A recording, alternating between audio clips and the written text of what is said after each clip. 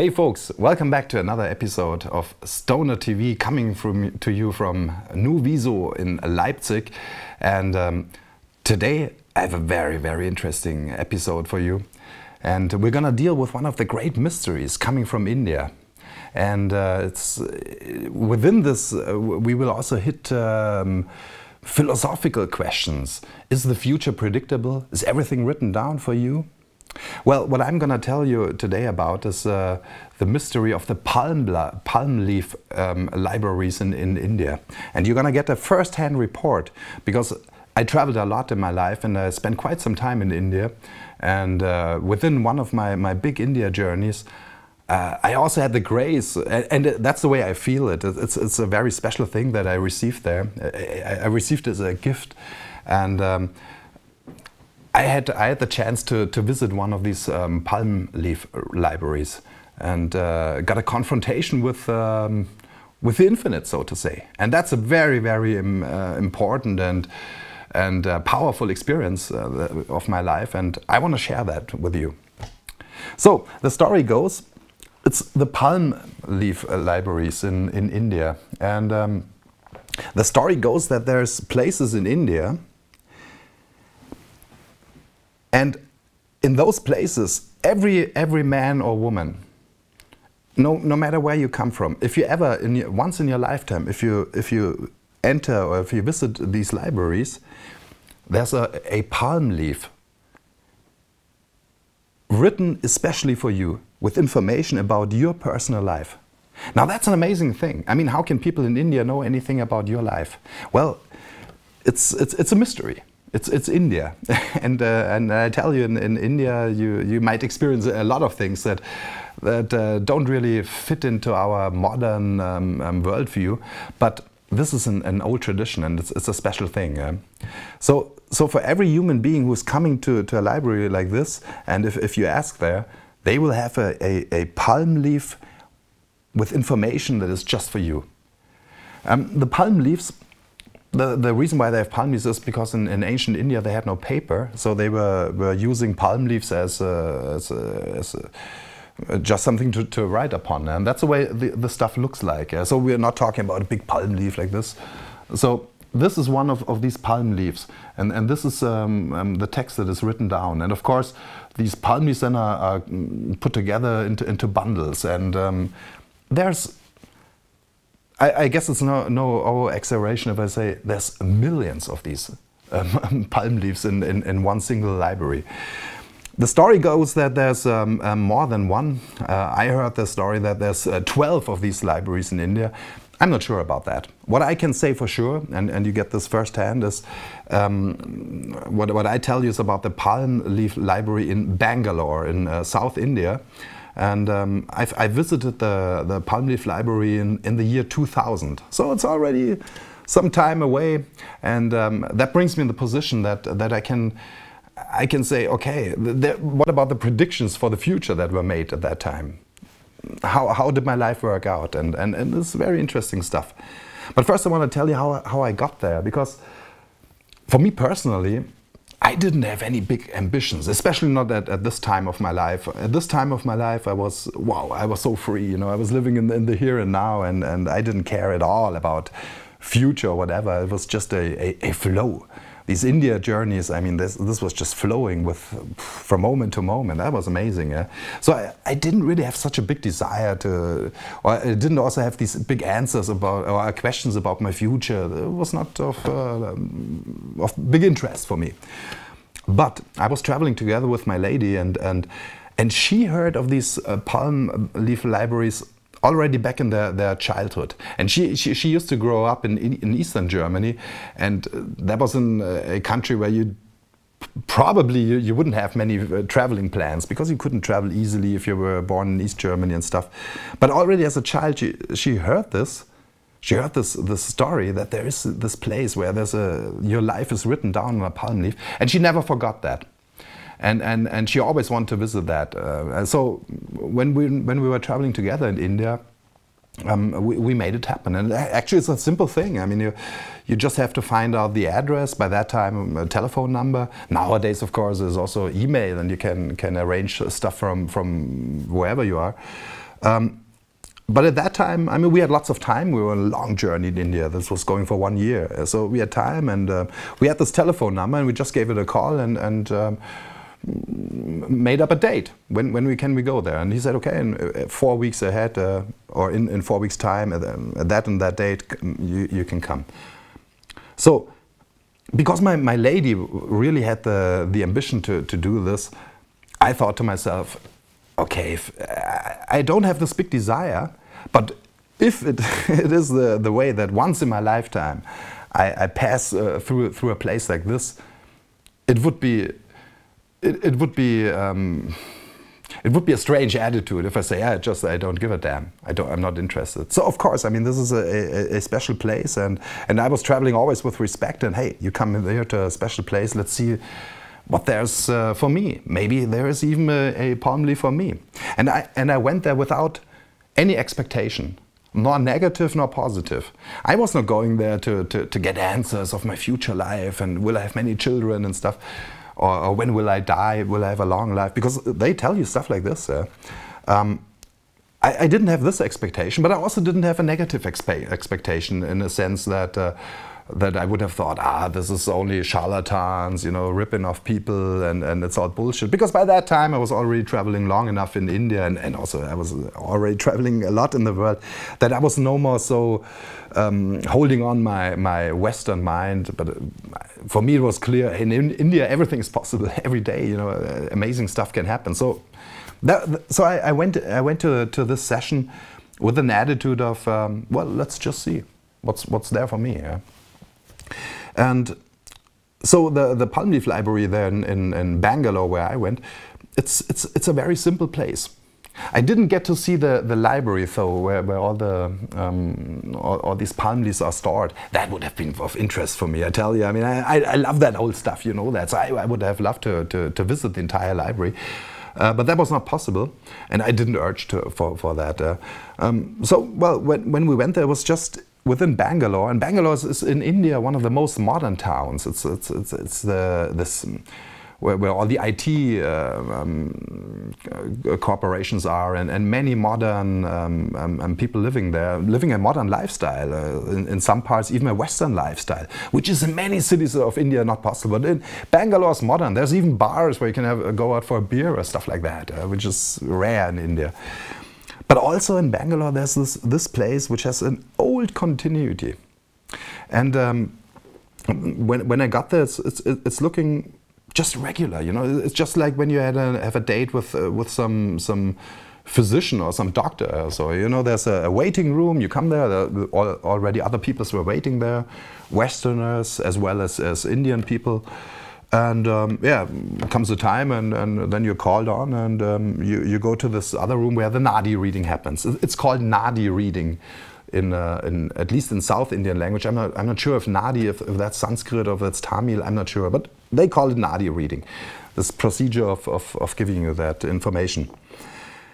And the only thing that this Nadi reader had from me in advance was my name and my birth date, and also my birthplace, but that was all. And so I guessed, and this is indeed the case, they are already also doing an astrological chart. Indian astrology is a little bit different from ours. It has, I guess, there's 2 houses more in this, so to say, zodiac. If I remember right, it was Rahu and Ketu. Interesting stuff, by the way, but I'm not an astrologist, and especially not in India astrology. I just mentioned that because that was also part of the reading. But that was all the information these people had from me. That's not much. I mean, in the year 2000, also internet did not have the same amount of data that it has now. So I'm quite sure at that time they couldn't do any research just with my name. I mean, I was not doing media work like I'm doing now. I'm saying this because I don't think that any of the information that I got was researched by them in advance. Something like that. Nothing like that. So when I got there, the room was nothing special. It was just like here, a normal atmosphere. No crystal balls or incense in the air. Well, a little bit incense, but that's I guess that's in every Indian home like that. But it was just regular home. And the guy who was doing the Nadi reading was also looking like a regular Indian man. You know, gentle, nice, humble. But just average Indian, the way he was dressed, the way he looked like, nothing like, wow, here comes a big guru or something. It was very down to earth. And I liked that. That was okay, interesting. Yeah? Now, when this Nadi reading started, I sat there at the table like this, the guy in opposite of me, and he had one of these, a leaf like this he had in front of us. And then started the Nadi reading. And in the moment he started, I already realized, well, something's going on here. His personality is sort of changed. Before he was very gentle, like Indian style, you know. But then when the Nadi reading started, he was very, how can I say that, very dominant, you know.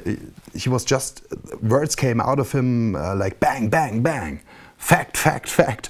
I know within 1 minute I knew, wow, here's something special going on. Yeah?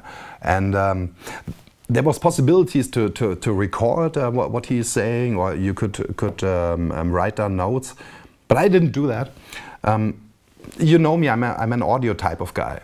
So I come from listening, and if I realized right away, ooh, this is special here. So now all the focus is be awake, yeah? Get your ears up and suck in the information that is coming, and just trust that the most important thing somehow you will remember. So you're not always dealing with writing and missing what is really going on. That's the way I'm doing it anyway. But you can also write down stuff, or you can put a tape in, record it, whatever, so you have later access to this information. I'm telling this because just to show these people are open, you know, this is very open atmosphere. It's nothing like secrets and stuff or initiation. It's very open.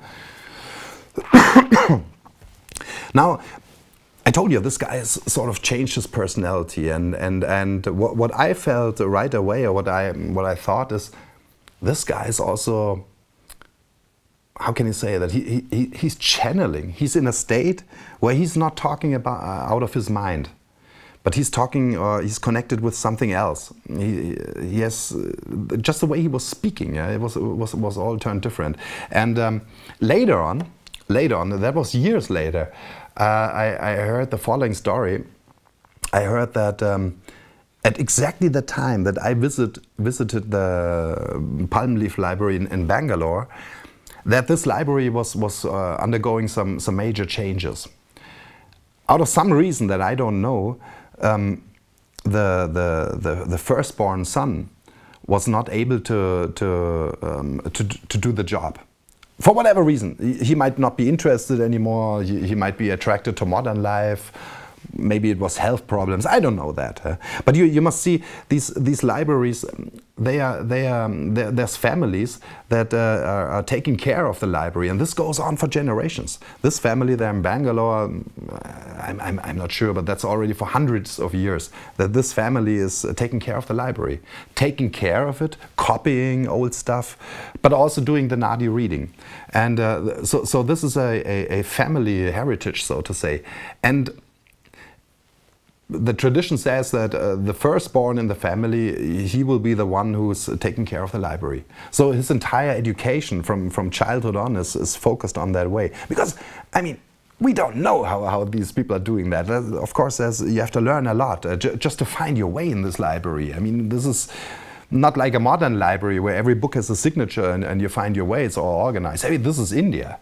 This is a totally different organized, and I cannot explain you how it is, but it's, well, of course you have to learn all that stuff. So the story I heard is that at that time, the guy who was supposed to be doing the job, he just couldn't do it. So the second brother, he jumped in, and he was now the one being the head of the library. But this was still a relatively young man, and he was not educated for this job. I guess he had a modern job. He was a student of mechanics, machines, I don't know, something like that. And then all of a sudden he had to take the heritage of his family, and a certain call of duty, so to say. Yeah? And what I heard in this story is that to support him, to help him to do this job, because he didn't have the time to prepare for all this. The story goes that the rishi himself was doing the Nadi reading, and this guy who was the man in front of me was, so to say, only the tool or the medium of the rishi, which is very special. I mean, I didn't know this at the time. I realized at the time, hey, something's going on. He's channeling, you know. This is not the man I was seeing before. But later on, I heard the story that it's the rishi himself. Now, who is a rishi? Well, in India, they tell a lot of stories about these rishis. They lived in the Vedic times. So in Indian time scales, this is thousands of years ago. And the rishis were the bringers of culture, the bringers of spiritual wisdom. They were great teachers in Indian tradition. They were the ones that brought the Indians the Vedic knowledge, the knowledge about calendars, about techniques, spiritual knowledge, all of that. So they were pro-human and helping humanity to evolve. That is the role of the rishi. You still hear that in famous places like Rishikesh. You might have heard about that town. It's in northern India, right at the place where the Ganga, the river Ganga, is coming out of the Himalaya. A special place. That's where Rishikesh is, Rishikesh. And still to nowadays, this is where most Westerners, if you come to India and you look for learning yoga, finding a guru, then many people head first to Rishikesh, because there's lots of yoga schools and lots of gurus coming out of the mountains and stuff. Like the Beatles, when they went to India, to the Maharishi Mahesh Yogi, he had his place also in Rishikesh. So that's the rishis. And the rishis, they were also the ones who were writing these palm leaves. Thousands of years ago. That's what the story goes. Of course, a palm leaf, it doesn't last that long, so every few hundred years you have to copy it. But the original text, they say, was written by the rishis, which had a connection to what? A connection to I guess you could call it in modern language something like a morphogenetic field. Rudolf Steiner, the founder of the Theosophical Society, he called it the Akasha-chronic. That's about the same. And the idea is that there is a sort of energy that is saving information. Information from past, information from present, and from future. And so it's all somewhere stored in this non-material, energetic, spiritual realm. And the story goes that the rishis had direct contact into this realm. They had contact into our material world, but also in this spiritual realm, so to say. And that's what they saw.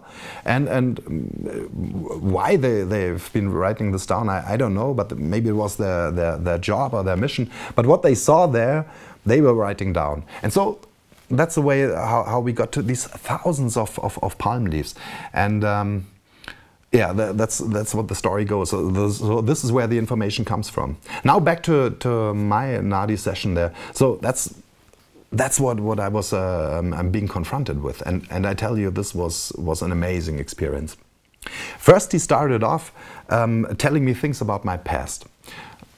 Starting off with me, with Frank, this body, this life, and within a minute, well, just after a few sentences, I knew, whoa, here's something special going on now. This is a special situation, Frank. Woo! Because the first stuff he told me was things about my past, and they were so accurate. This guy knew everything about my life. That was amazing. He knew more than I did. I mean, he told me exactly, like, when I studied, when I was at university. He told me what I studied. But that's also interesting, you know, because this is ancient text. We're talking about a bridge over thousands of years. So of course they use different words than we do. And I guess that's the art of the Nadi reader, or one of his arts, that he's able to translate the information that he's getting from this leaf, the information that he's getting maybe from the astrological chart and also from within or wherever, you know, to translate this in our modern language. So he didn't tell me, hey, you were a student of let's say history or medieval archaeology, the stuff that I studied. No, he said, on university you were making yourself busy with ancient knowledge. That's the way he said it, okay? And that was exactly true. But he could tell me exactly how long I studied, and was accurate on the year. He could tell me how long I studied. He told me that I did not finish my studies, and he told me also why. That was amazing. I mean, he knew all of that. He told me about my former girlfriend. That was when I was very young. I was together with this lady for 6 or 7 years. He told me all of that. He knew that. He knew the job of this lady, and this is also an example of how he had to translate, so to say, these archetypes, because that's what these people are seeing. They see archetypes. And of course, you're an archetype. That means that you have a certain pattern of life in you, of behaving, of approaching things. But the scenario is changing. If you're, for example, if you're the archetype healer and you live in our times, you live a different life than if you would be the same archetype healer, but you live in, let's say, medieval India. That's a different lifestyle, but it's the same archetype, you see. So these people are showing archetypes, and then he's translating it into our language. And one example was my former girlfriend, because he told me, well, this lady was a healer. And I said, healer? Well, not really, because she was an optician making glasses. And he just smiled at me and said, hey, well, what do you want? I mean, this is healing sight. This is... For him, it's the same archetype, you know. Now, and that's the way he was speaking to me, and of course many good stuff. He told me about my parents, about the problems that I had in my family in my childhood years. He told me about my grandparents, about and really accurate stuff.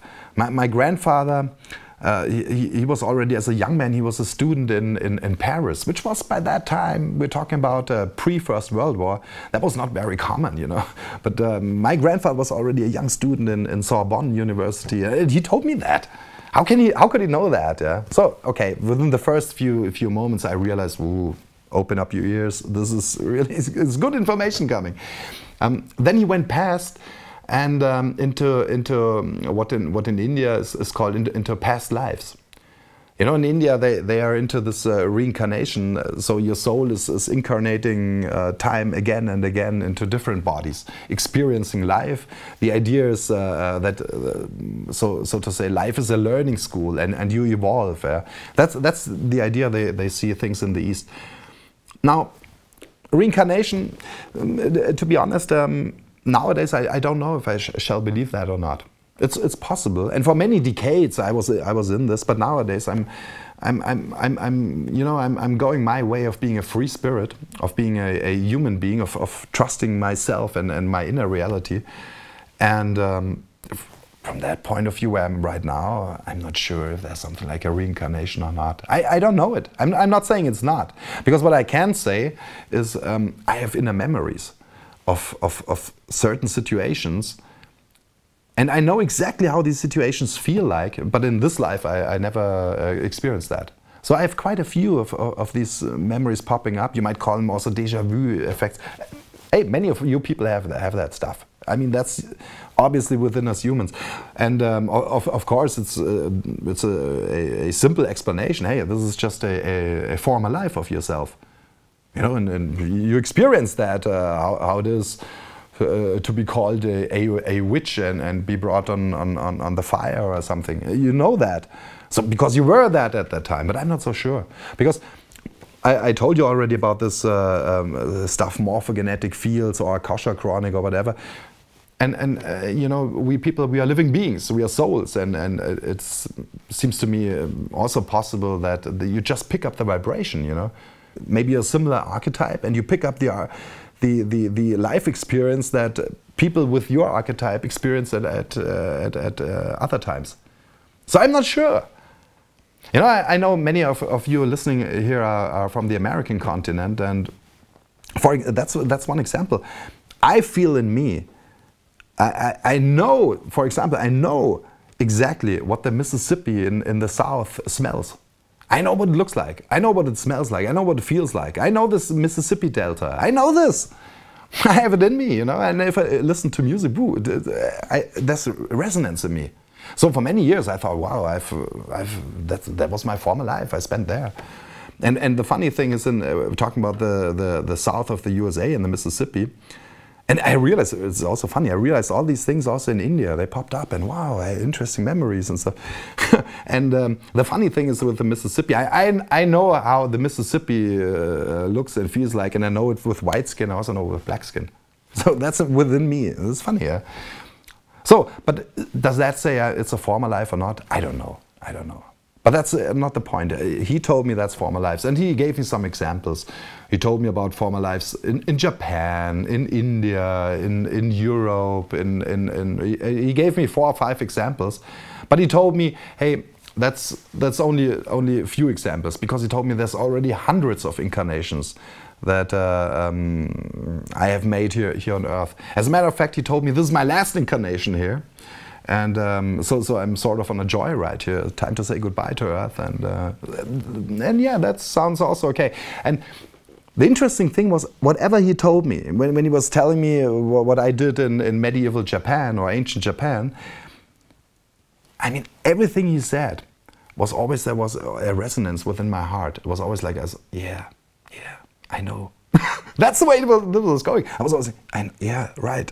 And this is why this experience is so powerful, because he told me nothing that is not within me. Because that's where the bullshit might start. Okay, no, this is no. But everything he told me resonated in me. And there's many things that were giving me strength, because things that I knew already, but I was maybe not. I dared not to stand for it. You know, we're humble people, and sometimes it's difficult for us human beings to trust ourselves, ain't it? This is sometimes difficult. Also, and we're not talking only about nice things, but also about things that are not so balanced within my life, challenges, so to say, things that you can work on, things that you're not doing right. Maybe also health risks. I mean, the entire thing. And with every word he said, I realized, yeah, he's right, man. This is I knew this before, and this is giving me strength. You see, he's not telling me something that I am not, but what he was giving me is like a mirror. It's a mystic mirror, and it's the sharpest mirror that I ever got presented. Yeah, that's amazing. So within this session, he laid out in front of me not only my life, but my soul, the red thread of my soul. Wow, and this is a great gift. I mean, you cannot do that easily with yourself. You know, out of my point of view, self-reflection, that's what it's all about in life. That's what it's all about in life. Check out yourself, you know. You have to realize yourself, you have to know who you are and who you are not. And all this game of masks, and I'm doing this, and expectation from other people and stuff, this is only leading us away from ourselves. And the main goal in life, as I understand it, and the art of living, is to get in a balance, to know yourself and to live out of yourself. You're not responsible for what you are. This might be coming from God or whatever you believe, you just don't know it. But just live your personality. Whatever is in you, what you are, live it. And then you will realize, wow, there's diversity within human beings. There's different human beings. But if we all live ourselves and live from our inner position, wow, we get some harmony in life. You know, because there's exactly the right people. There's the right amount of healers. There's the right amount of people who can build machines or build shelter, build a house. Whatever, you know, all the jobs that we have, there's the right amount of people making music and bringing joy and all this. So if you find out who you are, and if you live that way, if the more people do that, the more we get into harmony. And that's just perfect. And So that's what it's all about. And this was what this guy was giving me. He was helping me a lot in self-realization, in realizing who I am and what I am not. What is still illusion that I constructed on my own or was laid upon me by my parents, generations, teachers, whatever, you know that. And that was what made this so powerful. So this is the first part of his Nadi reading. It was all going to the back, starting in the here and now and going back, and it was just powerful. Then we came back to where we are right now, and then we come to the future. And I guess this is probably for most people the most amazing stuff. Is really the future? Is it already there? I mean, can he tell you exact stuff of the future? Well, I give you my first-hand report. First, he was giving me some predictions about my near future, right from that point in the year 2000. And he told me I should go to the Himalayas soon, because in the Himalaya there's information waiting for me, very important information. And that was funny because I was already on my way to the north. I mean, we spent most of the time in southern India, but at that time we were already on the way to the north. So we passed by Bangalore, and I guess 10 days later I was at the Himalayas. And indeed there was interesting information coming to me, but that doesn't matter now. What's that about? But so these predictions were right. But then, the further in the future we got, the unclearer it got. And this is really amazing, because I know most people that I heard who have visited these Palmland libraries, the most accounts of people that I heard, they claim that all the future stuff was absolutely accurate, the same way that was the past, but it was not with me. That's strange. Because and we're not talking about details, but we're talking about major things. Because he told me, in this life, he told me, I will not have a family. This is not my mission. I'm not a family man. I won't be married, and I won't have any children. But well, I'm married and I have 2 children, and I live together with this woman, and I live together with my children. So I guess you could call me a family man. Now that is striking if I look back now. I mean, because this is not some detail that you might mix up, and all the other stuff is so accurate. Yeah, I mean, how come that this is so turned out in such a different way? This is very interesting, and I thought about this a lot in my life, of course. Why was it? I mean, now I can talk about that, because he also told me, and he didn't have to, or he wouldn't have to, but he still did. But he told me, keep this stuff for yourself. Don't go out, yelling, "Hey, this is what my further life," or this is what, just for example, I was this great knight in the medieval times. I mean, don't go out with this, This is something private, this is something intimate, you might say. Use it for yourself, but don't go showing off. That's what I want to say. And indeed, I didn't speak about these things for many years. But now, because it's already 18 years back, I feel free. I mean, some of this stuff is already so far gone, and that's why I feel free also to share some of these things with you, because I'm now on a different time level, and I guess I can do that. Yeah, so that's interesting that my future changed. He told me also many other stuff about my future. These guys are so accurate. He told me exactly when I will die. He asked me before, "Do you want to know that?" And I said, "Yeah, kick it up, man." So he told me also how old I will be and all of that. Though, where's that now? I don't know if that's reliable, because other predictions also didn't happen. And I tell you one thing, I'm happy that it is that way. I'm happy that it is that way. Because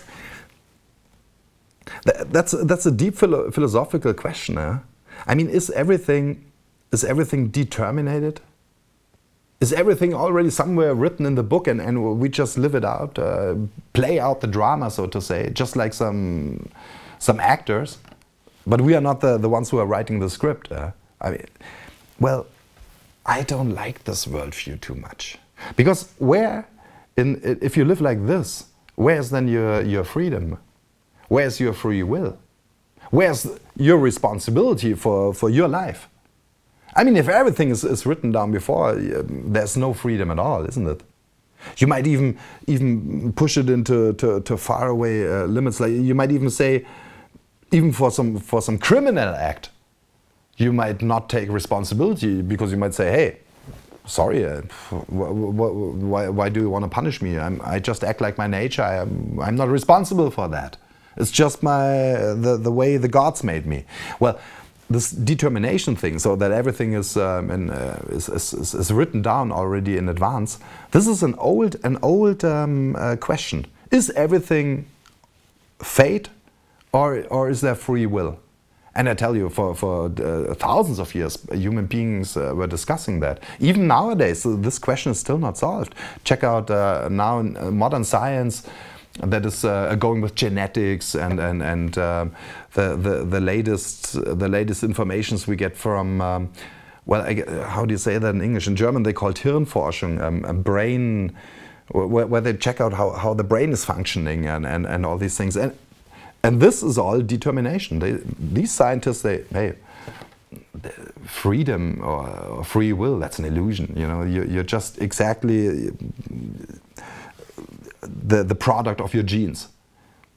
It's like in Freemasonry, just to put this example to make it understand. It's the idea that it's with the Masons, it's this mechanical worldview.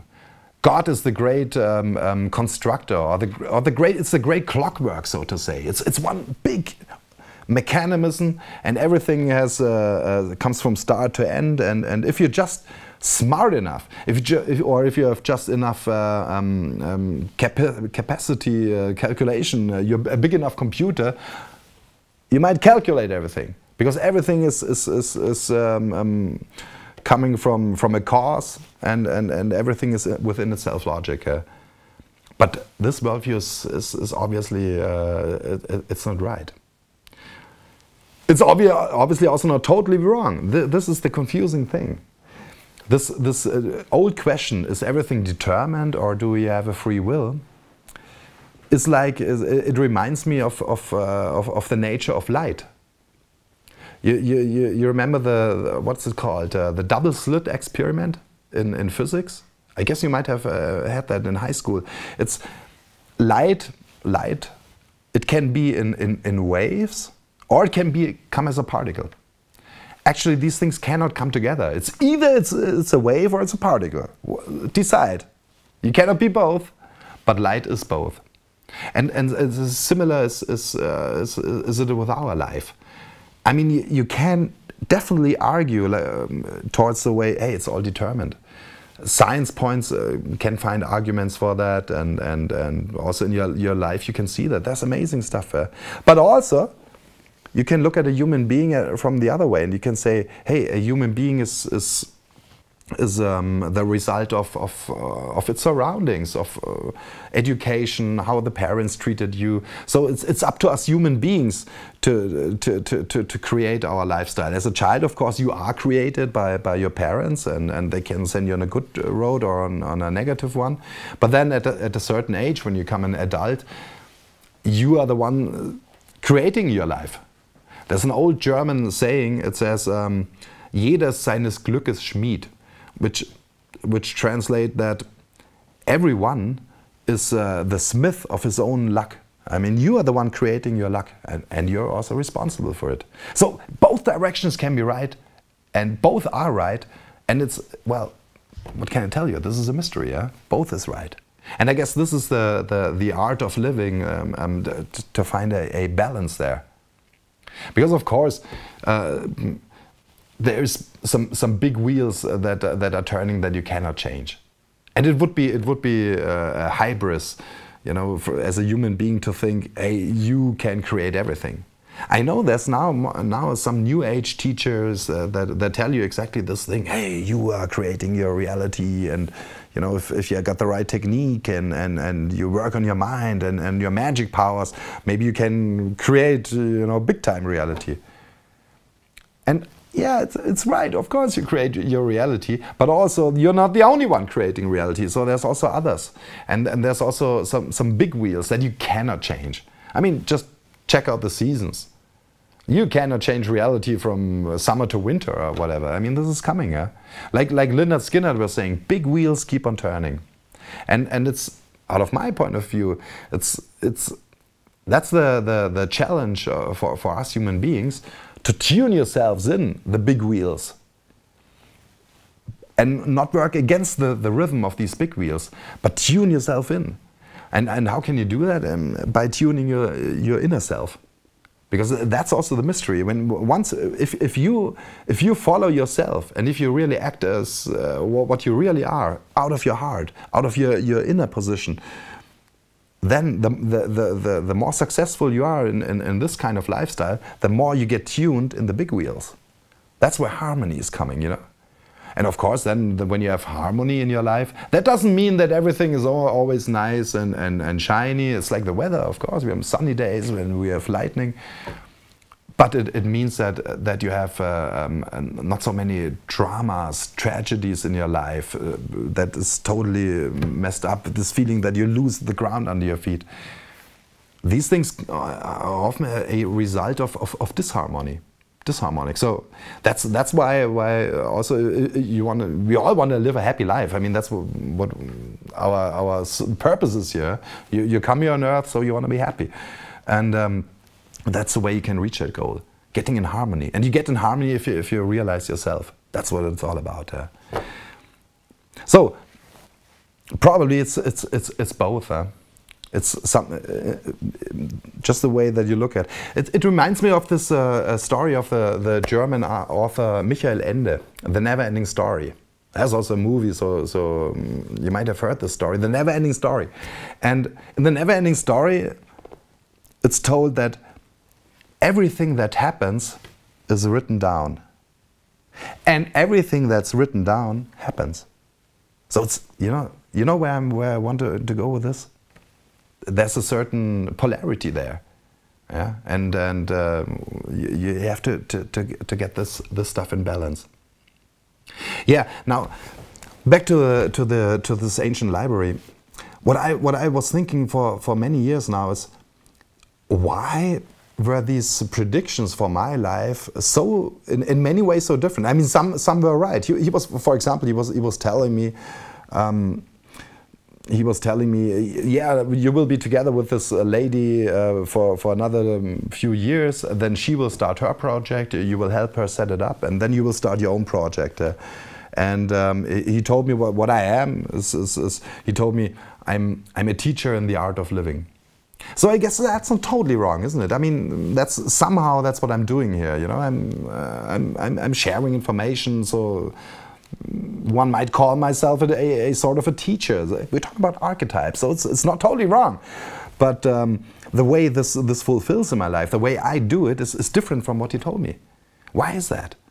Is that because, and for me this is an important virtue, is it because my free will is so strong that I kind of constructed my own way? I dropped out of the mainstream that was in plan for me. Is it that?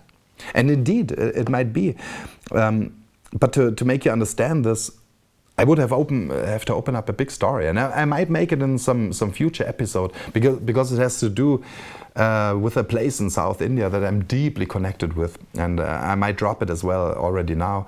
It's a sacred mountain in South India, and it's called Arunachala.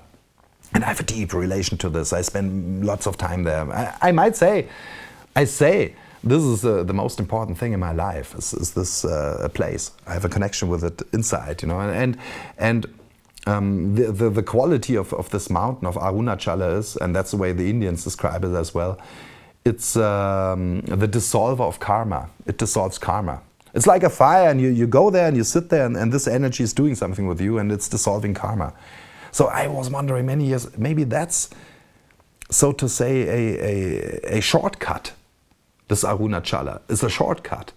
And I was already in that time, in the year 2000, I was wondering why the Nadi-reader in this 1 hour that I was with him, why he did not mention this mountain at one time. I was already wondering, that's amazing, why doesn't he say that?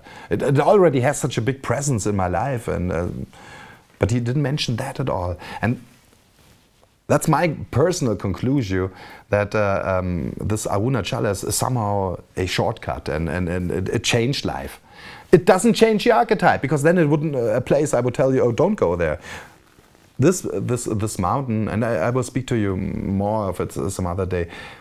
But what this energy of the mountain does, is burning everything away that you are not, so that you get deeper into this self-realization that I was talking before, and everything that you are not is taken away from you. That's the quality of this Arunachala. And so the archetype still stands. It doesn't make a different man out of you. No, it makes you. It gets out you who you really are. That's what it's about. So maybe this was the shortcut that the Rishi didn't see. But for me, it's still a great mystery. Why didn't the Rishi see that? Or why didn't he even realize, hey, with this guy, with me, there's something going on. I cannot see too clear in the future. But that's not what he did, because he was doing the same accuracy. He was telling me about my future life, and these things didn't fit. And I was always wondering, why did he do that? Because isn't he taking or giving away sort of some of his credibility? And for the purpose of giving me a big mystic mirror, that's not necessary. You don't have to tell me exactly when I die. That's not so important for me. But, well, that's one of the mysteries. I cannot explain you why it is that way. I just tell you how I experience that thing. But the great thing is, and I hope this is coming to you, because I'm not, if I look back now, I don't say, see, the Rishi, he didn't know. Yeah? No, I have highest respect for the Rishi. And even right now, he might listen, you know what I'm saying. So I have highest respect. This was a great mirror I got. This was very helpful, because it showed me my red thread. It put the energy to me, into my heart. That's what it's about, you know, that you're not seeking truth anywhere outside in some gods, prophets, books, gurus, whatever, but you have to go inside. And this is what helped me so much. If you get this and a mirror of this type, this kicks you just into you, yeah. And that's what happened there. I still have some pictures, man. I nearly forgot. Just to get you a feeling about these palm leaves. And this is the writings, and this is not Sanskrit, the classical old Indian script. This is old Tamil. I told you, this is in South India, and South India, these are Tamils. And this is in old writings. These are old writings. As a matter of fact, old Tamil, the people in Tamil Nadu, they say this is elder than Sanskrit.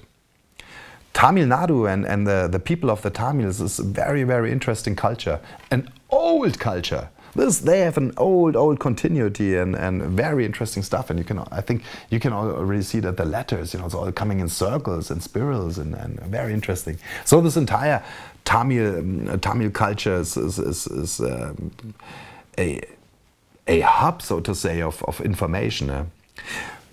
Because that's also what I want to tell you. When we talk about palm leaf libraries, we Westerners, we are so much focused on, oh, this is where we get the predictions. We like that. Yeah?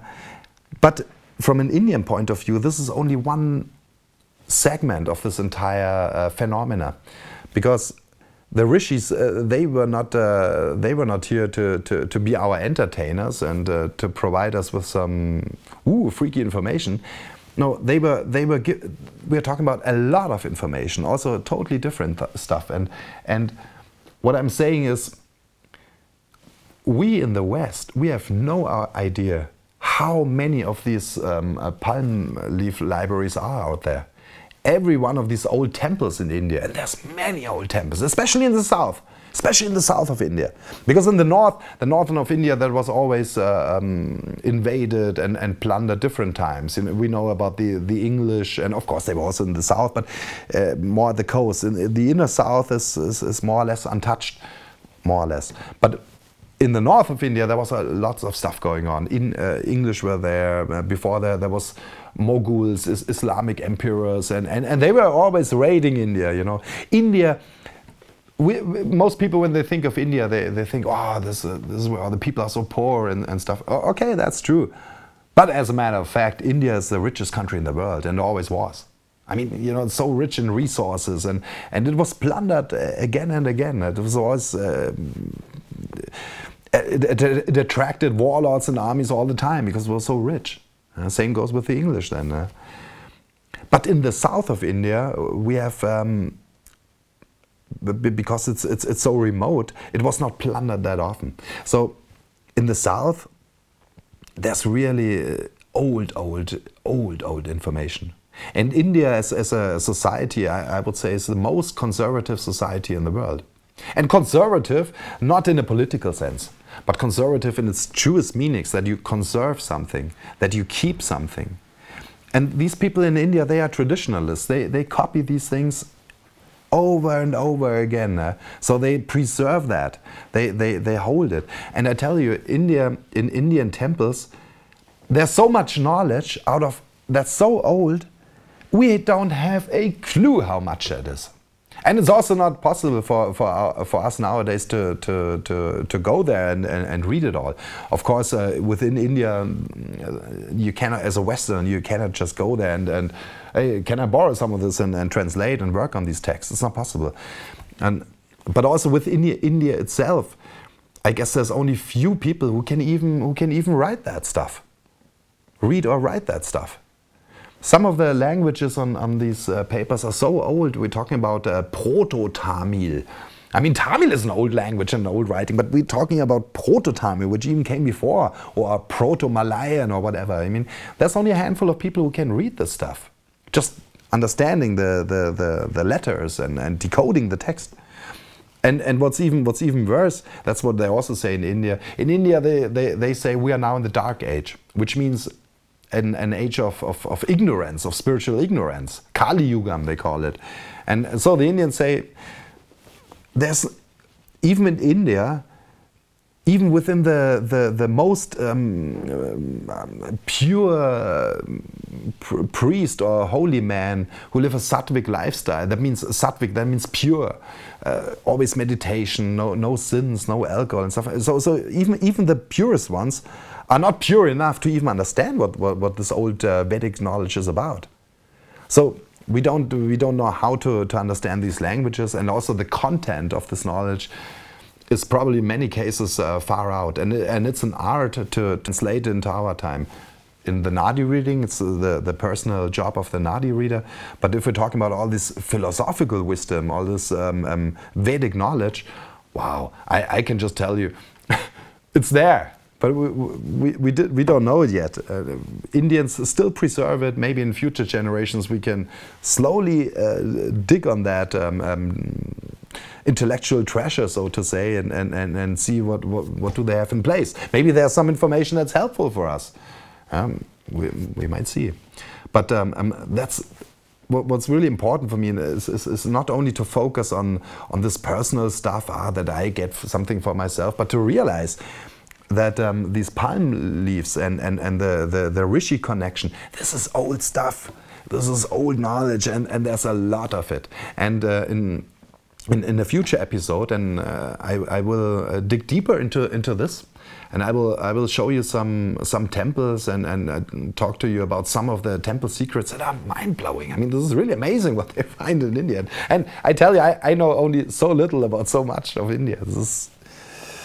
But I know that this is there. This is what I'm saying. I realize, hey, India has so much more in the box for us, and this is just the surface that we are getting attracted about. Hey, wow, they can do future predictions and stuff.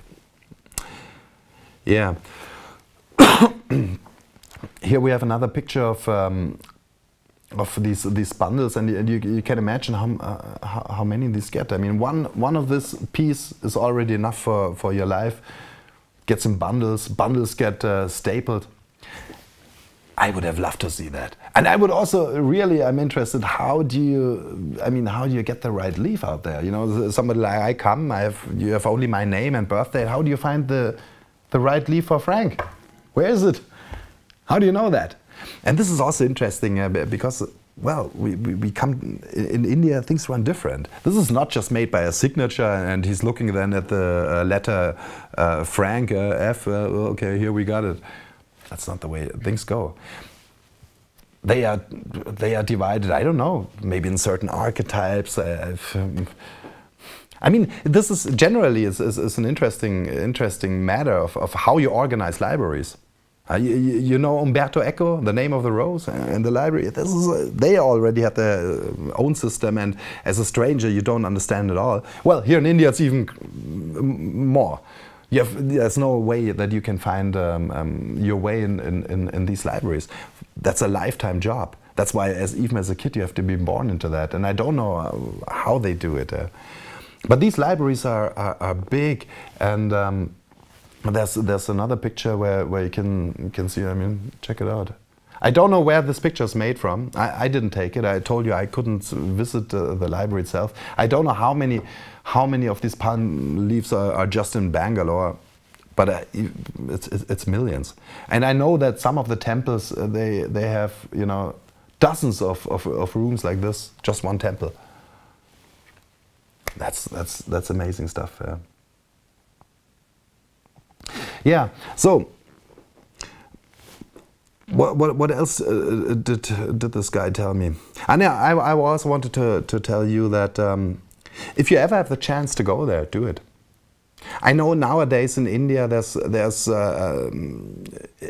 you have to be careful that you get at the right place, because of course the Indians they realize that these Westerners, they love to hear these stories. So of course there's many Indians that are making a business out of it, that offer you Nadi readings on the street. You might have a couple of those, and hey, wow, something's telling me, I go with you, and just a few hundred rupees and I give you a Nadi reading. And it might also be powerful. In India you never know what's going to happen to you. So it might also be even the simple man on the street is giving you a mystical mirror. That's possible. But of course there's lots of people just making money out of it. But talking about money, coming back to my own experience, money wasn't a matter at all. You know, the session grew on, and he gave me information about also my future and the stuff. And at some point we were through. And by the way, he also didn't read the whole text for me. That was also something strange. I mean, this leaf in front of me, he was telling me, okay, here in the upper part there's this information and stuff. And but it's sort of at the half of the leaf he stopped. He told me, I cannot tell you now the second part of it, but you will come back again, and then I tell you, and you will come back within the next 2 or 3 years. Well, that's 18 years away. I never went back. So I don't know what was in there. That would also be interesting now to find out what was in the second part. Was there maybe things that were in stake for me, but I changed my way or something? I don't know. Or might it even be like in the never-ending story, because my life changed, might there also be in some mysterious way the letters changing? Like in some Kabbalistic tradition or something, you know? Maybe if you dig out the leaf now, it's something different written on. Who knows? Who knows? I don't know that. Yeah? It's a great mystery, and that's the way I deal with it. And, you know, of course I'm always wondering, you know, and digging, but I also have always the respect of the infinite, and I know, hey, come on, it's big mystery, and I surf in it, you know. Yeah, but so he told me I will come back, and well, I didn't. But to come back to the session, so at one time we came to an end, and I was just wow! I was so loaded with information. I was so powerful. You know, the curtain opened up, and I saw infinity, and I saw my life, no beginning of this red thread, no ending. Wow, amazing! And also it was uplifting, because he was giving me some uplifting information. There was not too much negative stuff, not many tragedies or big dramas in my life, and indeed I live more or less a happy life, you know. And so when we were finished, I remember that so well. He just smiled at me, and he asked me, "Are you happy?" And I said, "Yeah, I'm happy." And that was yeah. That was this deep yeah. I go out now, out of this door, and I go hit the streets and hit life and hit India and hit my entire life, wherever in India or wherever I go. And I'm gonna embrace, and I say, "Yeah." That's the way I was feeling when I was going out there. That was amazing. And yeah, but I told you, talking about money. So that was the end. And we said namaste, and I was going out there shiny. Wow, that's great. But I left the room, and then I wondered, but hey, what about paying? Yeah? I mean, I do have to pay something for that, don't I? And I didn't see the man anymore, but he had something like a secretary, a lady who was organizing the stuff, but she also, nobody told me anything about what this cost. They never mentioned it, never beforehand, nor when I was finished. But I was there, okay, I mean, I have to give something, of course, yeah. I mean, but then the question, what is this worth?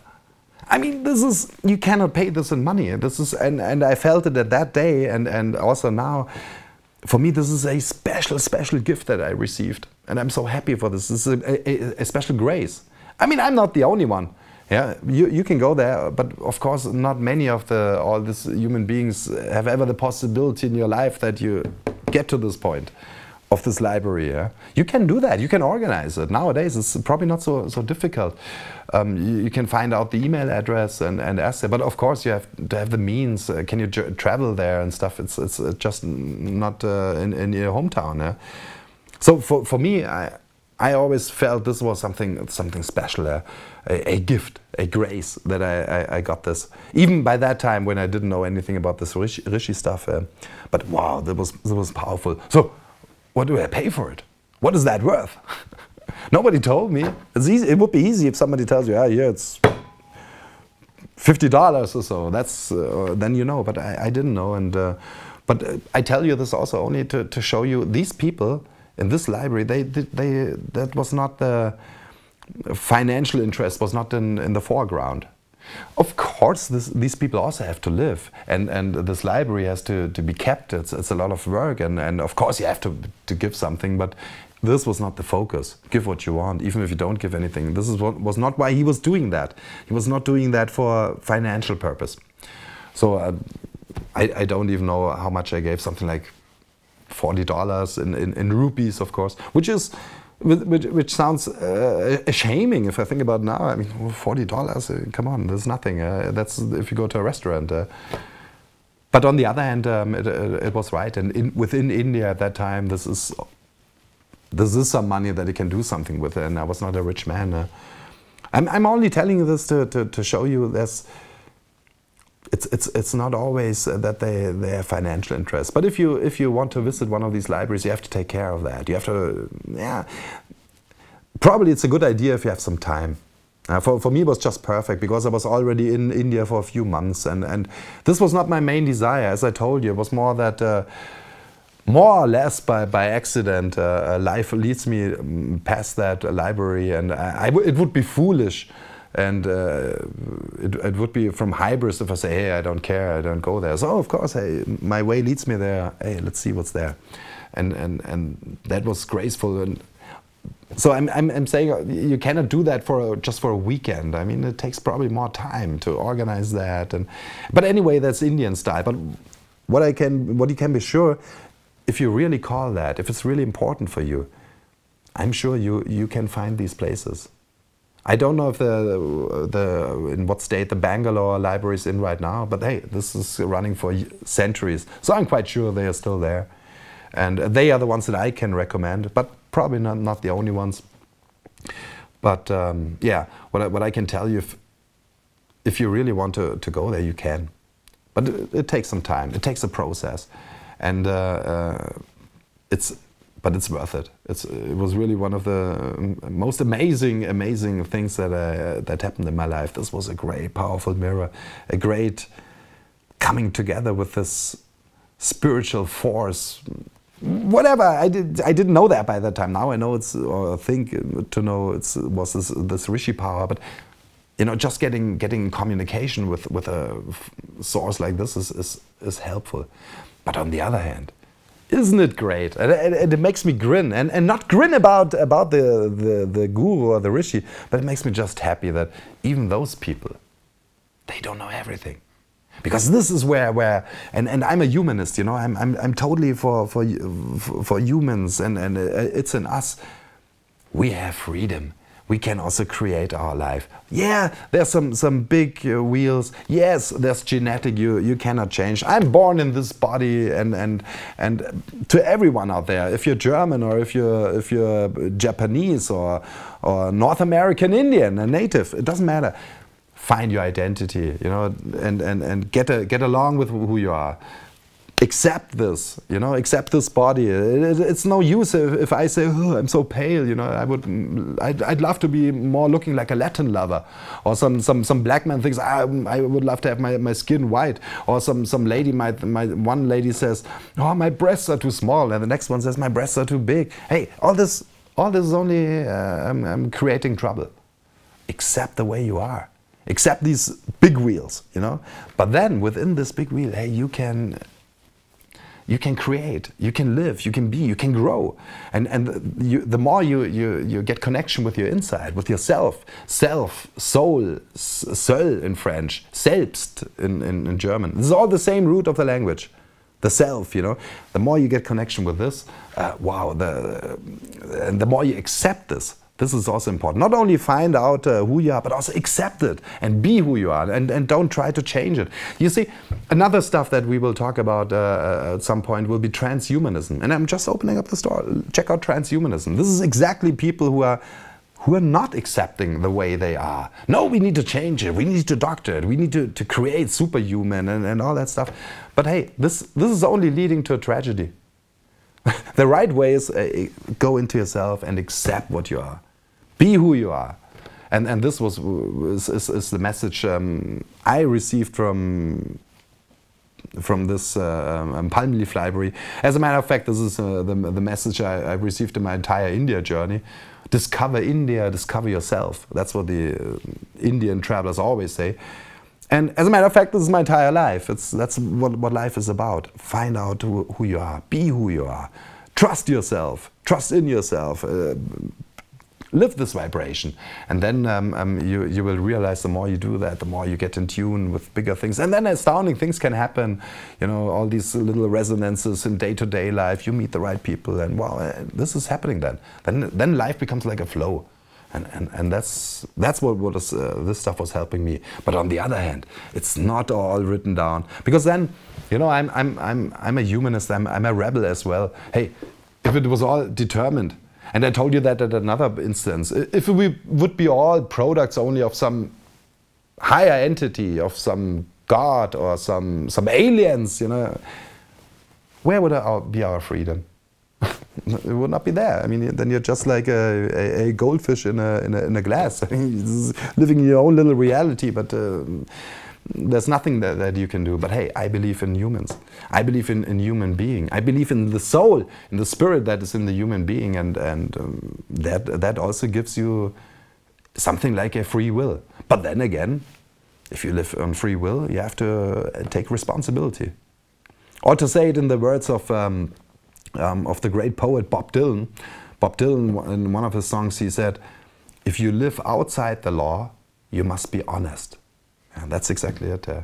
You know, either you give away responsibility and let others tell you how to do. We have got a good state, you know, you get a job, you work for this, and healthcare, everything is done for you, you know. Probably most people even like to live that. But if you want to live a free life, if you want to live outside this mainstream, outside the law, if you want to live on your own laws, you must be honest. There's no bullshit in that. And you must be really having a connection with yourself and hit the life honest with open arms. And then you cannot fool around. So that's the way. I mean, if you want to live free, you take responsibility. But then again, you can trust yourself. And well, that's my lifestyle, and I guess this experience this, it just helped me a lot to trust in this lifestyle, and because you see, hey, there's a bigger red thread than small Frank Stoner is. There's something bigger. I'm not even talking about God or something will happen after life or so, but here, right now, there's something bigger than only our ego mind, where we are quite small. And this is just helpful. This is helpful to make your living. So, oh man, I come into talk. I could go on for this for a long while, because I love it so much, and I could tell you much more stories of India, and I will maybe sometime. But for nowadays, folks, for now we have to close. Time is running up. So I hope that this was inspiring for you.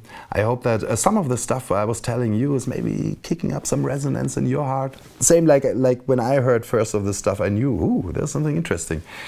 And yeah, if it's so, we would be happy if you stay with us, stay with our channel, subscribe our channel, hit the donation button, support our work. But then I tell you, the greatest thing for me would be if you get a little inspiration out of that, to trust your own way, and then I'm happy. Are you happy now? I'm happy. Okay, well, thank you for listening, and see you next time, man. Ciao.